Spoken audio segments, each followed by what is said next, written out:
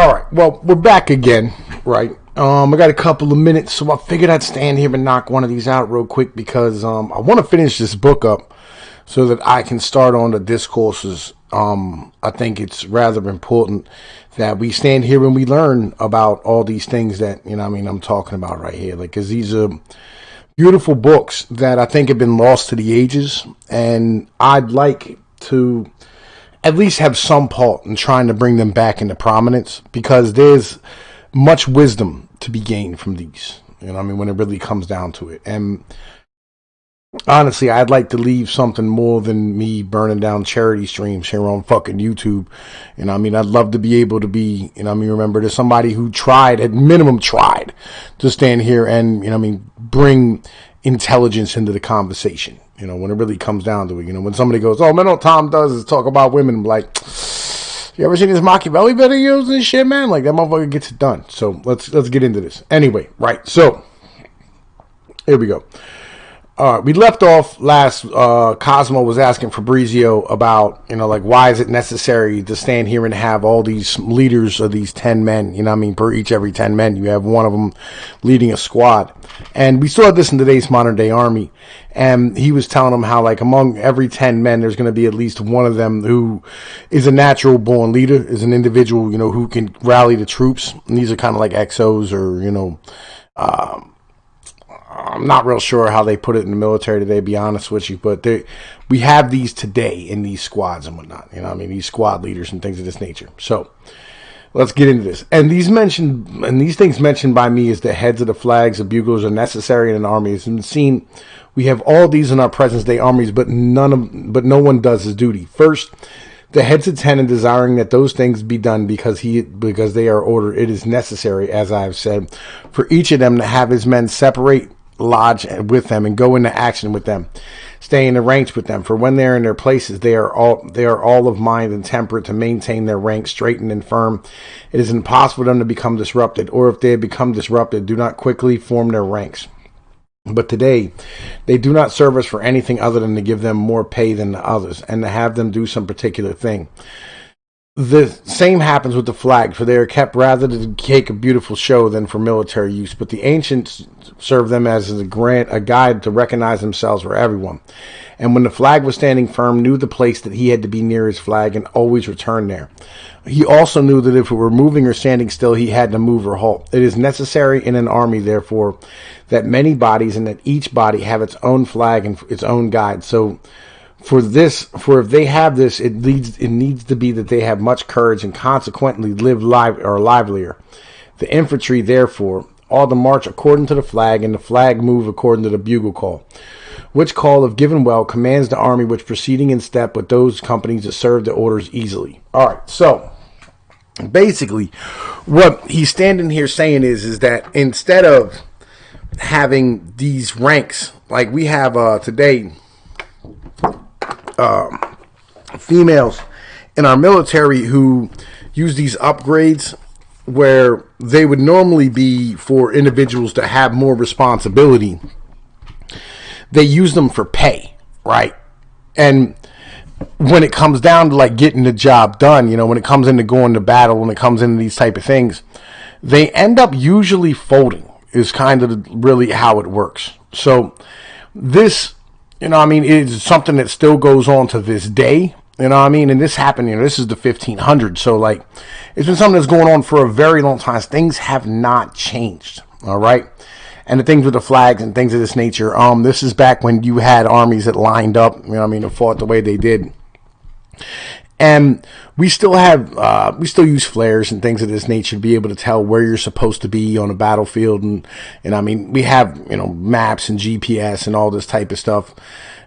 These are all things that are kind of old school, but at the same point, they kind of still ring true today when it really comes down to when you look at the military ways that things get done. And, Einstein said, I don't know what weapons, the Third World War will be fought with, but I know that the Fourth World War will be fought with sticks and stones. So we might end up having to go back to this. So it's important that, we learn about our past. It kind of is, right? All right. The infantry, therefore, ought to march according to the flag, and the flag move according to the bugle call, which call, if given well, commands the army, which proceeding in step with those comes to serve the orders easily. Whence ancients, having whistles, pipes, fifes, and bugles, control modulated them perfectly, for as to he who dances proceeds in time with the music, and keeping with it does not make a misstep. So an army, obedient in its movement to that call sound, will not become disorganized, and therefore they vary the calls according to as they wanted to kindle or quiet to firm the spirits of men, and the sounds were various, so they named them variously. The Doric call sound brought on constancy, frigio, fury, boldness. Whence they called it Alexander being at a table and someone sounding the frigio call, it so excited the spirit he took up arms.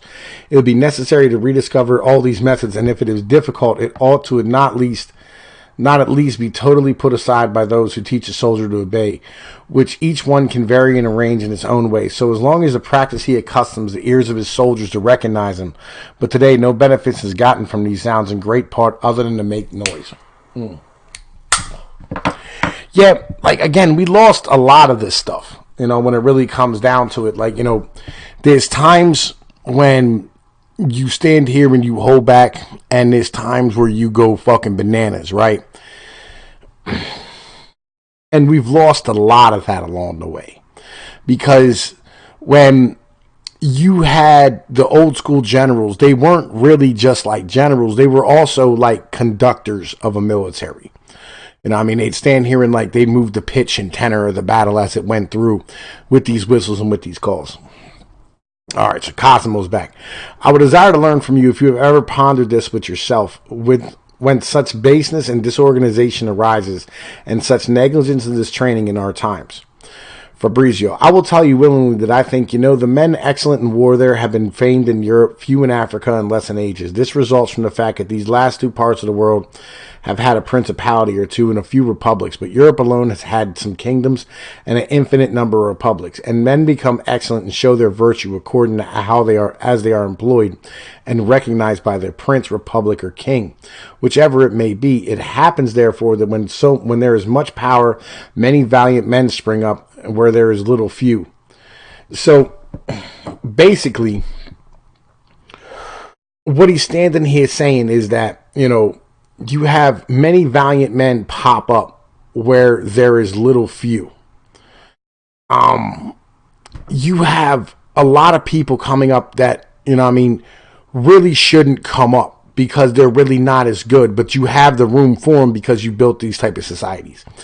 In Asia, there are found Ninus, Cyrus, Artiferus, Mithridates, and a few others accompany these. In Africa, there are noted, omitting the ancient Egypt, Maximus, Jugurtha, and captains who were raised by the Carthaginian Republic.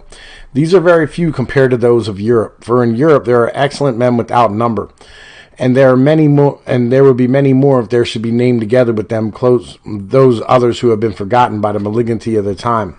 Since the world has been more virtuous, when there has been many states which have favored virtue, either from necessity or from the human passion, few men therefore spring up in Asia, because as that province was entirely subject to one kingdom, in which, because of its greatness, there was indolence for the most part, it would not give rise to excellent men in business activity.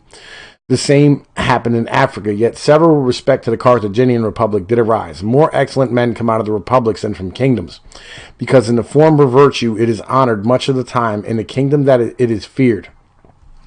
So basically what he's saying is when you have a very powerful state, great men are feared. It's kind of the situation. When you have a republic, or you have places where you make your own bones, and the government doesn't do a lot for you, and there's nobody to really take power because there is no power in the government, great men can become many. Is kind of how the hell it operates. And that's a beautiful statement. That's why you should have a republic instead of having things like, kingdoms or, royalty and, dictators and things of this nature. Because dictators fear great men. So there you end up always having these things collapse. Especially once, the first generation goes away, because, great men make weak babies. That just tends to be how it works. And if you killed off all the great men who came up underneath you because you were scared they were going to take your place, that's how this operates, So that's really what the situation is. Let's see here. Whoever therefore considers the part of Europe will find have been full of republics and principalities, which from the fear one had to the other were constrained to keep alive their military organizations. Yeah, because there was different states, you had to have a whole bunch of, different militaries. And honor those who greatly prevailed in them. For in Greece, in addition to the kingdom of the Macedonians, there were many republics, and many most excellent men arose in each of them. In Italy, there were Romans, the Samnites, the Tuscans, the Cispaline Gauls. France and Germany were full of republics and princes, Spain the very same, and although in comparison with the Romans, very few others were noted, it resulted from the malignity of the writers who pursued fortune, and to whom it was often enough to honor the victors. For it is not reasonable among the Samnites and Tuscans, who fought 50 years with the Roman people before they were defeated, many excellent men should not have sprung up. And so likewise in France and Spain, but that virtue which the writers do not commemorate in particular men. They commemorate generally in the peoples, and they exalt to the stars, the skies, the obstinacy which resulted in them defending their liberty. It is true, therefore, that there were many empires, more valiant men spring up, and it follows of necessity that those being extinguished little by little, virtue is extinguished. And as there is less reason which causes men to become virtuous, and as the Roman Empire afterwards kept growing and having extinguished all the republics and principalities of Europe and Africa, and in the greater part of those ages, no other path to virtue was left except Rome. Whence it resulted that men of virtue began to become few in Europe as in Asia, which virtue ultimately came to decline, for all the virtue being brought to Rome, and as it was corrupted, so almost the whole world came to be corrupted, and the Scythian people were able to come to plunder that empire, which had extinguished the virtue of others, but did not know how to maintain its own. And although afterwards that empire, because of the inundation of those barbarians, became divided into several parts, this virtue was not renewed. First, because the price is paid to recover institutions. Hang on, wait. Institutions where they were spoiled. Another, because of the mode of living today with regard to the Christian religion does not impose that necessity to defend it, and that anciently existed, and in which time men defeated in war were either put to death or remained slaves in perpetuity, where they led lives of misery. The conquered lands were either desolated or their inhabitants driven out. The goods taken away, they were sent dispersed throughout the world, so that those overcome in war suffered every last misery. Men were terrified from the fear of this, and they kept their military exercises alive and honored those who were excellent in them. But today this fear in large part is lost, and a few of the defeated were put to death, but no one is kept prisoner long. For they are easily liberated. The citizens, although they should rebel 1,000 times, are not destroyed. The goods are left to the people, so that the greatest evil that is feared is a ransom, so that men do not want to subject themselves to the danger which they little fear. Afterwards, these provinces of Europe exist under very few heads as compared to the past. For all of France obeys a king, all of Spain another, and Italy exists in a few parts, so that weak cities defend themselves by allying with the victors, and strong states, for the reasons mentioned, do not fear an ultimate ruin. So basically, this is why I love Machiavelli. Real shit. Because he stands here, and what he does is he looks at it all as one big puzzle piece, and he goes, why? And I think why is one of the most important questions we can ever ask when it really comes down to it. He says, why is this way? And when he says, why is this way, he goes, well, this led to this, this led to this, this led to this. And men act a certain way out of necessity, right? Somebody said it, I forget who it was, but it's really important. He said, men only do good, right, when they are forced to. That's the reality of it, right? And governments and punishment and laws are what holds society together, right? It's not individuals standing here acting upon their own accord. Because ultimately, when men left to their own vices will stand here and act like savages, because we are animals when it really comes down to it. And in the last 25 years, many towns, this is Cosimo. In the last 25 years, many towns have been so pillaged and lost their kingdoms, which examples also teach others to live and reassume some of the ancient orders. That is what you say, but if I would note these which towns are pillaged, you would not find them to be the head chief ones of the states, but only members, as seen in the sacking of Toronto, not Milan, Capua, not Naples, Brescia, not Venice, Ravenna, not Rome, which examples do not cause the present thinking which governs a change. Rather, it causes them to remain in that opinion of being able to recover themselves by ransom. And because of this, they do not want to subject themselves to the bother of military training, as it appears to them partly unnecessary and partly a tangle they do not understand. These to others, those others who are slaves to whom such examples ought to cause fear, do not have the power of remedying their situation. And those princes who have lost the state are no longer in time, and those who have state do not have military training, and those princes who have lost the state are no longer in time, and those who had the state do not have military training or want it, for it they want without any hardship to remain in power through fortune, not through their own virtue, and who see that because there is little virtue, fortune governs everything. So basically what he's saying is that, it costs money and it costs time to become good, and it costs dedication to become good as a military, right? And if through fortune, if you can just stand here, and try and change your luck a little bit, and you don't have to do any work, it's much easier to do it that way, or to be able to pay the bounty. Because, it costs money to build a military, it costs money to build soldiers, it costs money to have generals, and it costs you power, because you have to put those power in your generals, right? And that's really what it comes down to.